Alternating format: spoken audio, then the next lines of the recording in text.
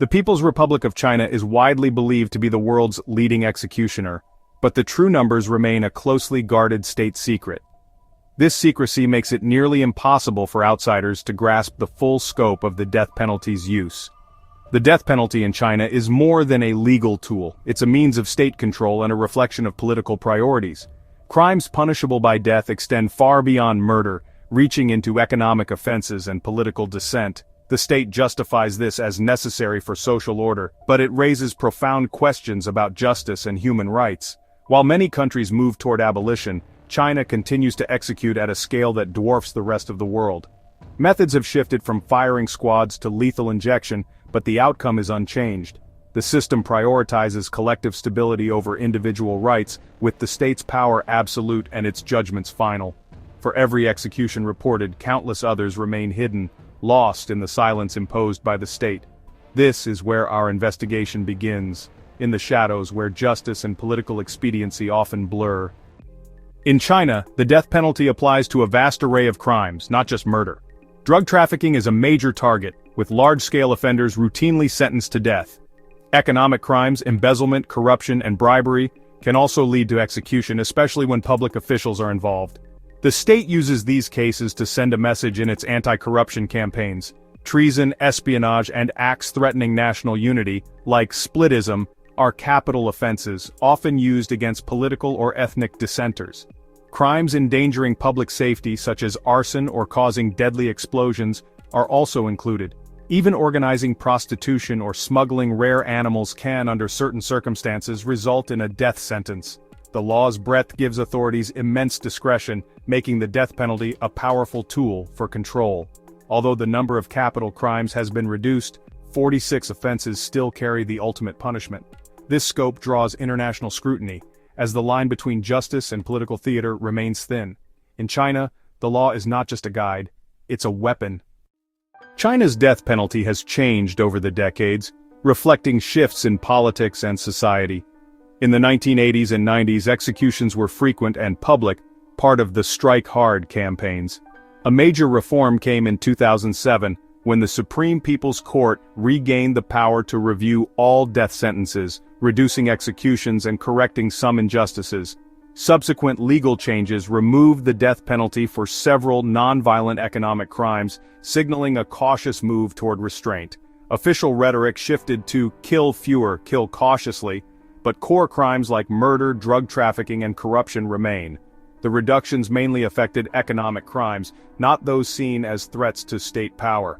Despite reforms, the death penalty remains a key instrument of state policy, especially in high-profile anti-corruption and anti-drug campaigns. The system is more refined, but its foundation, state authority and control, remains unchanged. For those deemed a threat to the party or public order, the ultimate punishment is still very much in use. The tool has been sharpened, not set aside. Liu Han's story shows that even immense wealth and connections offer no protection in China's justice system. Once a billionaire tycoon, Liu was accused of leading a mafia-style criminal organization, including murder and illegal gambling. His trial was a media spectacle, framed as a victory in President Xi Jinping's anti-corruption campaign. Liu's ties to powerful figures, including Zhou Yongkang, made his prosecution a political event as much as a criminal one. Observers saw his downfall as part of a broader effort to dismantle rival power networks and consolidate Xi's authority. In 2015, Liu Han was executed, his case serving as a warning that loyalty to the party is paramount. Was he a ruthless criminal or a casualty of political purges? The truth is likely complex. His execution blurred the line between justice and political retribution. In China, the fate of the powerful can change overnight, and the state's message is clear: no one is untouchable. The intersection of crime, business, and politics is perilous.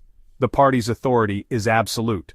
Wu Ying's case reveals how public opinion can sometimes sway China's death penalty system. A young entrepreneur, Wu was sentenced to death for illegal fundraising after building a business empire outside the state banking system. Her harsh sentence sparked public outrage, with many seeing her as a victim of a flawed financial system rather than a criminal. The debate played out in media and online, questioning whether non-violent economic crimes should ever warrant execution. The Supreme People's Court responded to the outcry, overturning her death sentence and ordering a resentencing. Wu's punishment was reduced to life in prison, and later further commuted. Her case became a symbol of the risks faced by private entrepreneurs and the arbitrary nature of justice. Without public support, her fate might have been different. Wu Ying's story coincided with broader reforms reducing the use of the death penalty for economic crimes. Her reprieve shows that rarely the system can bend, but only under immense pressure.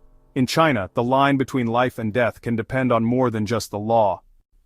Globally, most countries are moving away from the death penalty, but China remains a stark outlier. Amnesty International estimates that China executes thousands annually, more than the rest of the world combined. While some Asian countries retain capital punishment, many have abolished it, and even the US uses it far less frequently. Chinese officials claim the death penalty is a necessary deterrent for a vast population, but critics question its effectiveness and the lack of open debate. The policy is justified as reflecting the will of the people, yet true public sentiment is hard to gauge in a closed society. International criticism is routinely dismissed as interference, with China insisting its legal system is a sovereign matter. As China's global influence grows, its status as the world's top executioner raises questions about its commitment to human rights. The divide between China and the world on this issue is only widening. Facing a capital charge in China means entering a system that is swift, opaque, and heavily controlled by the state. Police investigations can last for months, with suspects often denied access to lawyers and pressured into confessions. Trials are typically brief, with courts overseen by the Communist Party and conviction rates exceeding 99%. Defense lawyers face obstacles from limited access to evidence to intimidation for defending clients too vigorously. The presumption of innocence is weak, and trials often serve to confirm police conclusions rather than seek truth.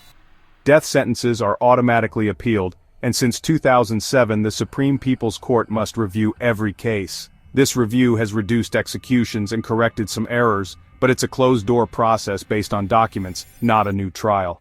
If upheld, executions are carried out quickly, often with little notice to families. Lethal injection is now common, though firing squads are still used. The process is designed for efficiency and control, not robust legal protections. For the accused, the path from arrest to execution offers few chances for reprieve. The system's priority is the authority of the state. Human rights groups have long condemned China's use of the death penalty, citing its scale and lack of transparency. They estimate thousands are executed each year, but the true number is hidden by state secrecy. Their main concerns are the absence of fair trials, reliance on confessions under duress, and the near-total lack of judicial independence. The risk of wrongful execution is high, with some cases overturned only after it's too late. Groups also criticize the use of capital punishment for non-lethal crimes, arguing it violates international norms. China's government rejects these criticisms, calling them interference and defending the death penalty as necessary for public order. The standoff continues, with human rights advocates demanding transparency and reform, and Beijing refusing to engage. The death penalty's impact in China reaches far beyond the condemned. Families face uncertainty, stigma, and bureaucratic silence, often denied even the chance to mourn properly. The social stigma can haunt children and relatives for years, creating a hidden class of victims. Public executions and high-profile cases reinforce the state's power, sending a chilling message to society. The death penalty becomes a tool for enforcing loyalty and deterring dissent, not just punishing crime. The stories of Liu Han and Wu Ying show both the unforgiving power of the state and the rare possibility of reprieve. For most, the outcome is final, and the silence surrounding their fate speaks volumes. The system is designed to protect the party's vision of stability, often at the expense of individual rights. In China, the ultimate price is paid not just by the condemned, but by the families and communities left behind. The true cost of the death penalty is measured in both lives lost and voices silenced.